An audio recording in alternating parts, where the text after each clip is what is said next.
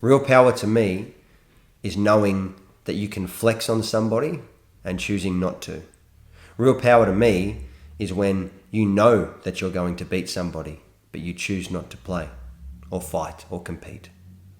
Real power is when you know that you're in an unlosable situation and it doesn't matter who you verse, you're going to win, but you choose not to do that.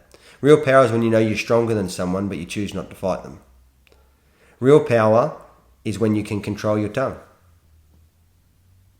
Real power is when you are choosing not to flex or utilize anything that you know can make you feel better temporarily that actually hurts you and another long term. Real power is working out that winning isn't so good when you know it comes at the cost and expense of another losing. This is real power.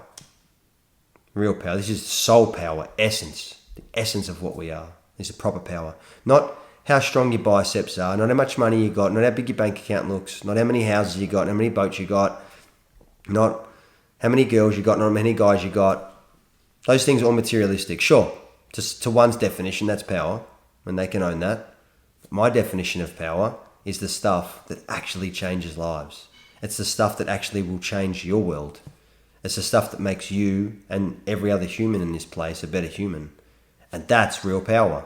The power that promotes the opposite of what I just said is disempowering at its core, whether you realize it or not. You make it think it associates yourself with freedom, and it does to an extent. But real freedom and real liberation comes from within. And that's where this power I'm talking about comes from. Think about it next time you're in a position where someone's done wrong by you, they're saying a smart ass comment or whatever it is. Do you need to have the last say? Do you need to feel better in that moment to flex upon them because you know you can? Or does someone look at you and say 3 plus 3 equals 7 and you go, yep, it does. 3 plus 3 equals 7. Not because you think you're better than that person, but because you're not prepared to tell them that no, it actually equals 6. When you know you're right and you know there's power here to let them know that you are smarter than them and that they're not as clever as you or whatever it is. Even if you don't have that ill intent or malicious, direction behind your reason for speaking. True power comes from being the bigger person. Not because it's morally correct, but because that's what power is. Power is choosing not to exercise the power that you have. That's real power. Anyone can sit there and go and do the opposite. But that's the very thing that's got our world to the place it has. Everyone trying to power grab and have power over others. And the only reason any of us want power over others is because we don't have power over ourselves. That's the difference.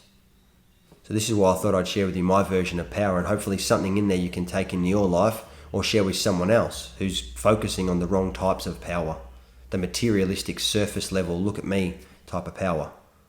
Get power over yourself and you won't need power over anything or anyone else ever again. All right, so hopefully that sinks in and that's something you can take away with you. Power over oneself. That's real power.